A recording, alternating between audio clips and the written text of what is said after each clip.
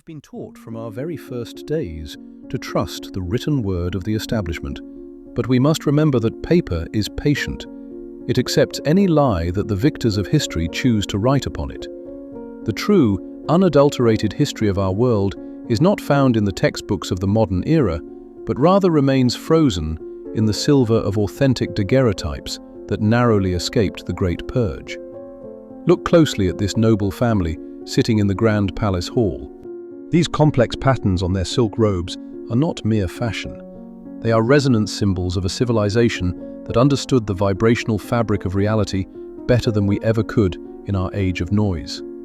While these innocent children play in their aristocratic attire within these castle chambers, they are entirely unaware that their world is already under a silent death sentence. Notice the dust dancing in the shafts of light.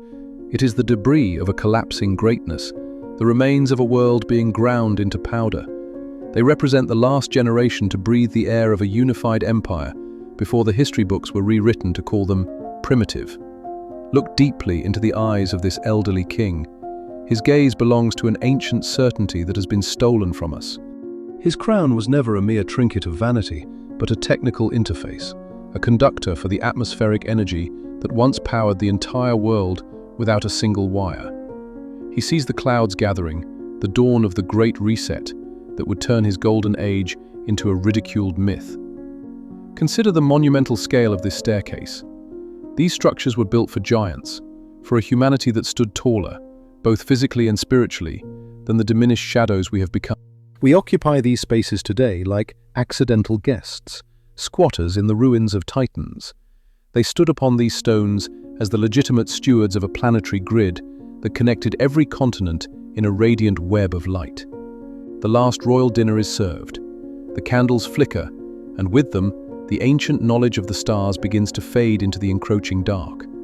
They sit at this table knowing that by tomorrow, their names will be excised from every national archive on Earth. This was a solemn ritual of parting before the lights of the old world were extinguished by the hidden architects of the Great Deception. They lied to us about the eternal conflict between East and West. Here are three brothers, princes of a single global dominion. Their uniforms blend the tailoring of the West with the sacred embroidery of the East. This was the true Tartarian synthesis, a world without borders, governed by a bloodline that traced its roots back to the antediluvian kings of legend.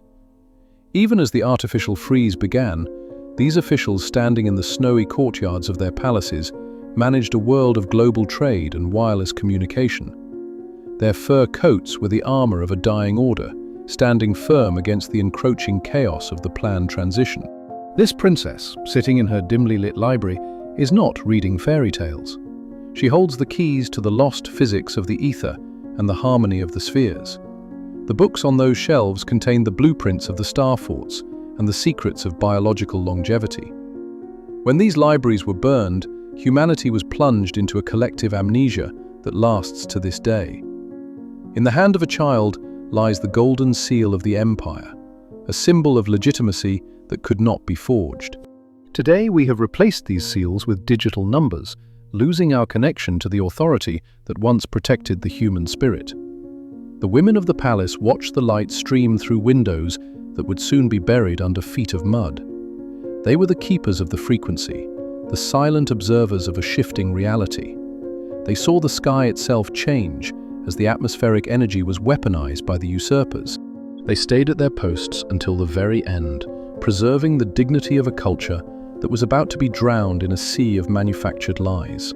As the king signs these scrolls, he is witnessing the foreclosure of an entire civilization. His advisors stand in the shadows, some still loyal, some already turned by the dark promise of the new order. This was the moment the hidden hand moved from the darkness to the throne, beginning the process of hiding our true origin. Behold the evidence that cannot be hidden. Palaces where the first floors are completely swallowed by the earth. The historians call it settling, but we know the truth. It was the mud flood, a global cataclysm used to reset the clock of humanity. These people stand before the ruins of their own glory, trying to reclaim a world that had been literally buried while they slept. We look like ants wandering in the halls of our ancestors. These massive stone columns were not built by the primitive tools of the 19th century. They are the remnants of a high-technology era that understood stoneworking at a molecular level. We did not build these halls, we found them and tried to pretend we were the masters of their secrets. Imagine the labor of those who had to scoop the silt from the grand halls after the cataclysm. Reflections in the water reveal a world turned upside down, a world where the foundations were shaken. This was the Great Cleaning, a coordinated effort to hide the evidence of the flood before the new history books were printed. The architects of the transition are at work. Here, a nobleman points to a drawing, not to build something new, but to desperately understand what was already there. They were reverse engineering the technology of the star forts, trying to tap back into the energy grid that had been shattered. Beneath every palace lies a hidden labyrinth. These tunnels were the veins of the city, carrying heat and data through copper conduits. The lower world became a tomb for the secrets of the empire. An engineer presents a mechanical device to the royals. It looks like steampunk fiction, but it was the reality of their time, a bridge between the old ether tech and the new, inferior mechanical age.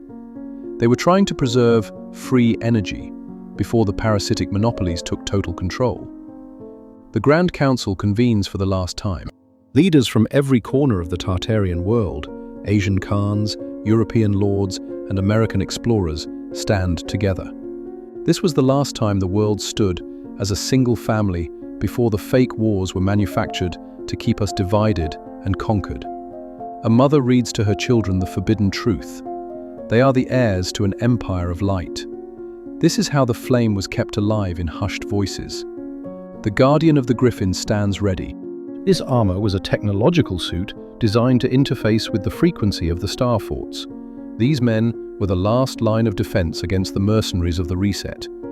From high balconies, they watched thousands gathered in squares, unaware the global grid was being disconnected. The scale proves the population was far greater than we are told. They were a unified people, soon to be scattered and rebranded into competing nations. The maps were the first things changed. This old man looks at a globe that shows the true continents, Antarctica as a vibrant ring, the North Pole as a mountain of magnetism. He holds the truth of the stationary Earth in his hands, watching it be replaced by a spinning ball. They joined hands over these maps, swearing to protect the sacred geometry. In the shadows of the basements, the resistance plotted. The aristocrats who refused the new order were hunted.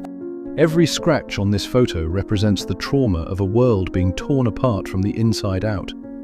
Look at the light, a lamp that glows without wires, the birthright of every human. The new masters destroyed these lamps and replaced them with copper wires and monthly bills. They turned our abundance into scarcity. The children play with a model of a star fort. What we see as a fortification, they understood as a frequency resonator, designed to harmonize the energy of the Earth. For them it was a toy. For us, it is a lost mystery. The architects of the Great Wall held the scrolls of the sacred canon, mathematical proportions that allowed buildings to stand for millennia.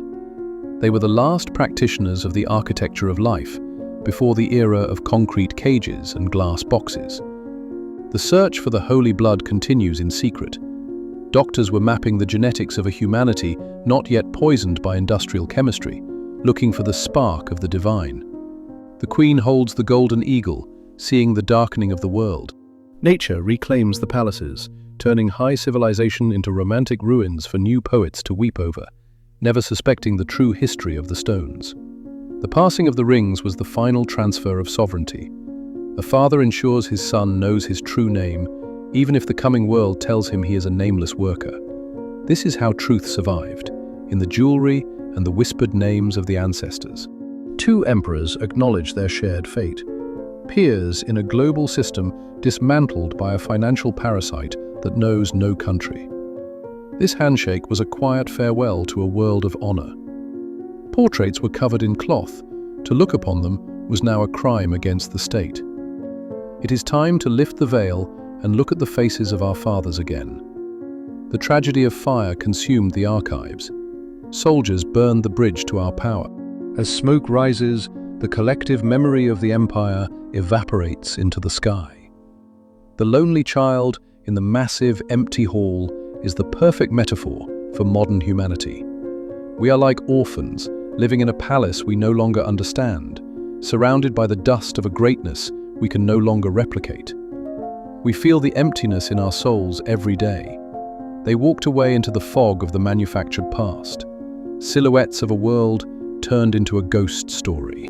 They left us with buildings that don't fit our history and machines that don't fit our science. The door is slammed shut. The gloved hand of the censor decided what you are allowed to know. They locked the door to the truth and threw away the key. But look into the eye. The memory is encoded in your DNA. You are the direct descendant of the giants in these photos. Your blood remembers the star forts, the free energy, and the unified world. The eye is the window to the soul, and the soul cannot